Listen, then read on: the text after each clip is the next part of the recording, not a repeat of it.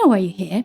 You try hard, you read books, you watch YouTube videos by all the accomplished people who really seem to know what they're talking about. But maybe today you don't feel like watching a 30-step plan on how to change your life in 90 days or whatnot. Maybe today you want the kind of advice that your friend would give you at 3 a.m. after a long chat, the kind that makes you say, heck, I've tried everything else, why not this? It's so crazy it might just work. 'Cause we're like alpha and omega.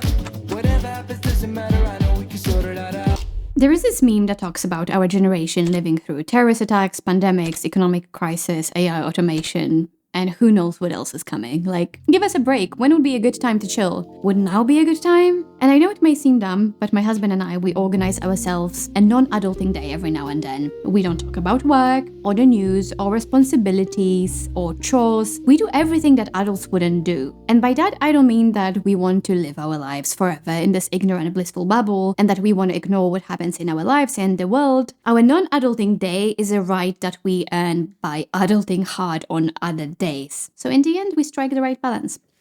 Can I have some? It's so good. It looks delicious. Okay, the rest is yours. There's not much left. Sorry. We organize our non-adulting day to do things we enjoyed as kids. So we play video games, eating ice cream, going cycling, or watching a movie. You get the point. Life is so serious and we need to be so responsible all the time. I feel like we need a break from it every now and then. And also this day reminds us of how it was to be a kid, to look forward to things, how easy it was to enjoy things, to laugh.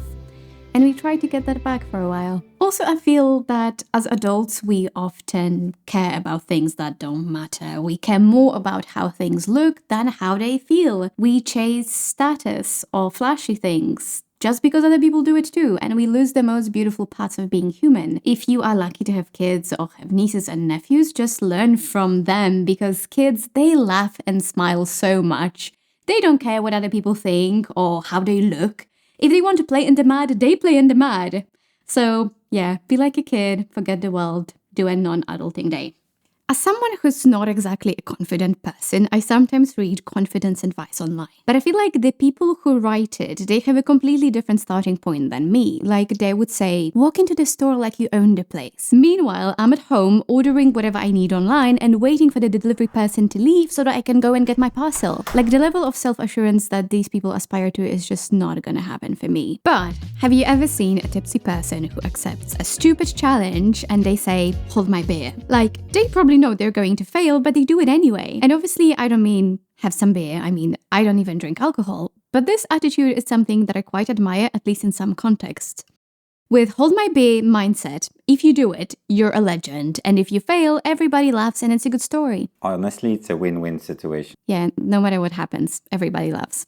I like this idea because it's based on the joy of trying, even if the odds are against you, and it shifts the focus from the outcome to the process and experience of trying. So it's not about becoming the most confident person in the world, it's about dropping the perfectionism and seriousness, embracing vulnerability, and accepting that the result may be less than perfect.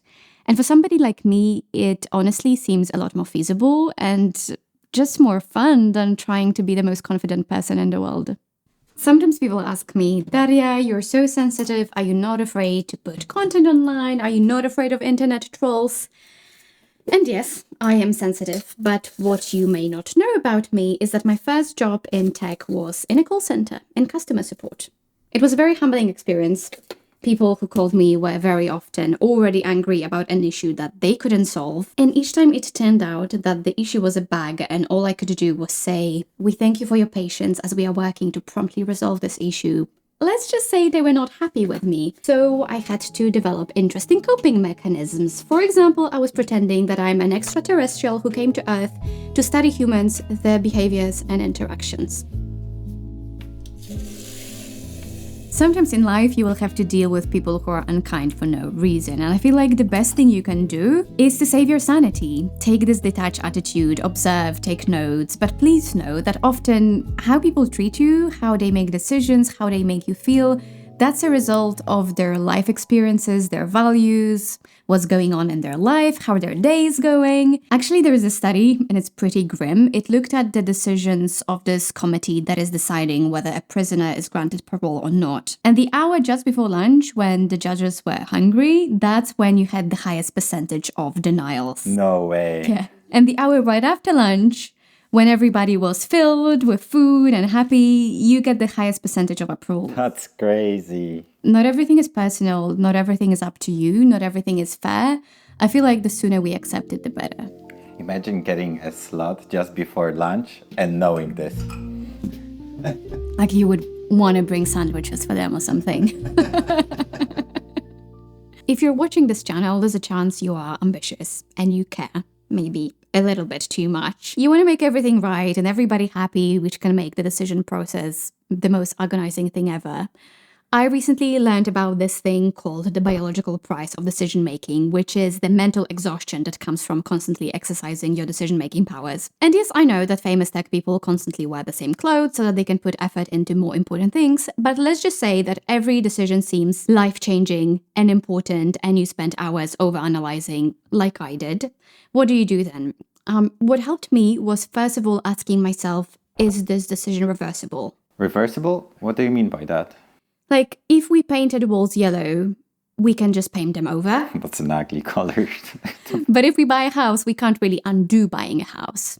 So that's irreversible. But if it's reversible, I just try to stop myself from overanalyzing and I just make a list of pros and cons and I make the decision based on that. And then the vast majority of my effort and my time I put into trying to make this decision right. Adam Grant said, don't make the right decision, make the decision right. And what he meant by that was that the outcome of your decision will mostly depend on what you do after you've made that decision. So you don't need to spend hours trying to make the perfect choice, but it's important that you put in the effort to try and make the best of it. So once you've made your call, just do your best. And if nothing works, you can always get yourself emotional support pineapple. Yes, like this one. But we used it so much, it almost lost the head. This piece of advice, it's simple and some maybe would say silly, but let me try. Be happy with what you have. I feel like this is such a revolutionary act in a world that uses our low self-esteem to sell us things all the time. The other day I was watching Instagram Reels and there was this UGC girl who was describing how she made money selling this online product that she didn't even make because it was Canva template. So she basically made all her money sitting in a beach bar. And I think the message was, if you actually work for your money, you're a loser. But if you pay her, she can teach you how to do this. It's like a disease spreading around social media.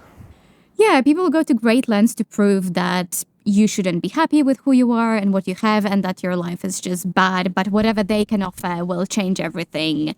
So I know be happy with what you have isn't rocket science. I know you already know this, but somehow it's still so hard to do. But I genuinely believe that if you are happy with who you are and what you have, it changes everything. You kind of take back your power.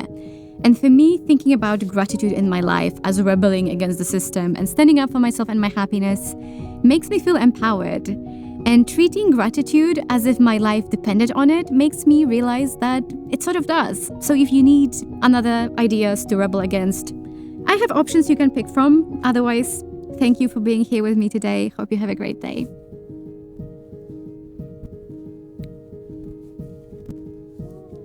Yeah, the win!